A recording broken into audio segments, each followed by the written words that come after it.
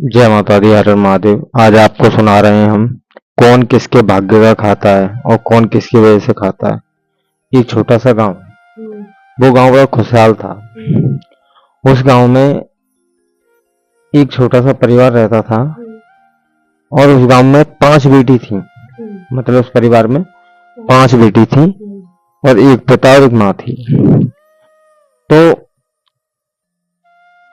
पिता कुछ भी चीज लेके आता, तो कोई भी चीज बांटने को देता तो वो 5 लड़कियां आपस में बांट लेती। तो उन माता पिता के लिए बचता नहीं था। फिर एक दिन ऐसा आया, माता पिता शाम को जब वो लड़कियां सो गई थी तो रात को पुआ बना के खा रहे थे। तो पहले जगती है एक बेटी, तो उसको खवा दिए पुआ। बातें उसने पिता ने पूछी, बेटा तू कौन के भाग्य के खावे? तो ने बोली, पापा आपके भाग्य पे खाओ। मैं फिर बात में बेटा खाली बेटा सो जा, वो सो गई। फिर दूसरी जगह ऐसी ऐसी चारों बेटी से पूछी, तो चारों बेटी ने बोली, पता आपकी भाग्य आपकी वजह से खाते हैं। तो फिर लास्ट में 5वीं बेटी जगते हैं, तो 5वीं बेटी ऐसे पुआ खाने बैठ गई। तो 5वीं बेटी तो पूछे कि बेटा तू कौन की भाग्य पे खावे? तो वो बोलती है कि पिता मैं अपने भाग्य से खाता हूँ, माता रानी कृपा से खाती हूँ। यदि माता रानी कृपा ना हो तो आप कहां से लाओगे खाने के लिए? माता रानी कृपा तभी तो हम खा रहे हैं। तो अच्छा ठीक है तो बेटा सो जा। तो ये बात सुन के वो भी सो गई। फिर दूसरे दिन सुबह तो पिता जो 5वीं बेटी थी उसने कहा था कि मैं अपनी कृपा से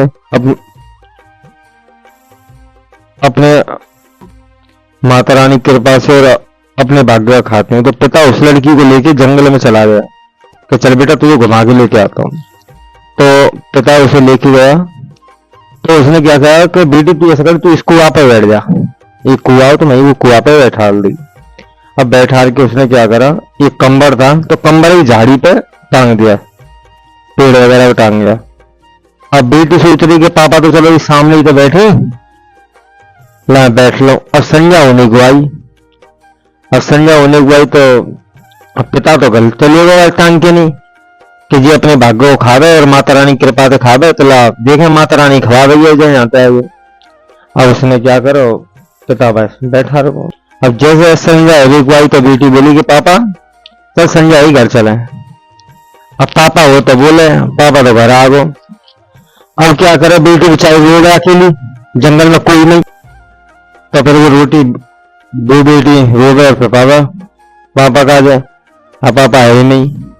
अब संध्या तो रात हो गई और जो एक राजा हो तो वो शिकार कर भी जाया कर तो जंगल में। अब वो जंगल से लौट के समय आ रहा हूँ शाम के टाइम, तो वो लड़की वहां दिख गई। लड़की अति बहुत सुंदर थी और लड़की सुंदरी तो राजा पसंद आ गई।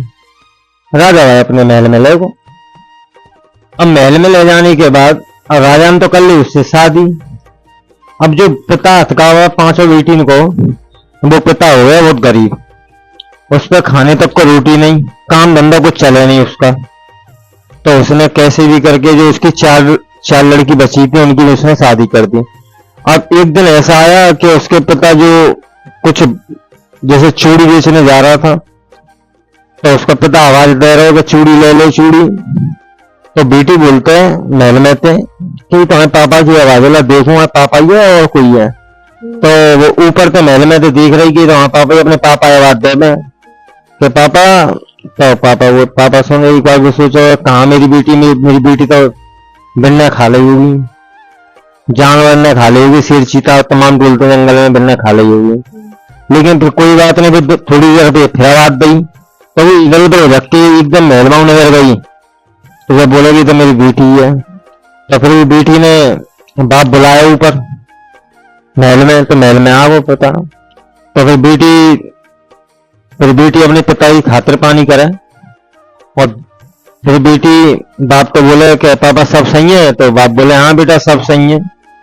फिर के बाप बेटी तो बेटा तेरी बात सही कि जो भी खामे अपने भाग्य को खामे और सब परमात्मा की कृपा है, जो भी है माता रानी की कृपा है।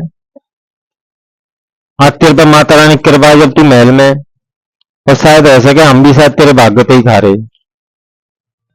कहानी यहीं तक ही।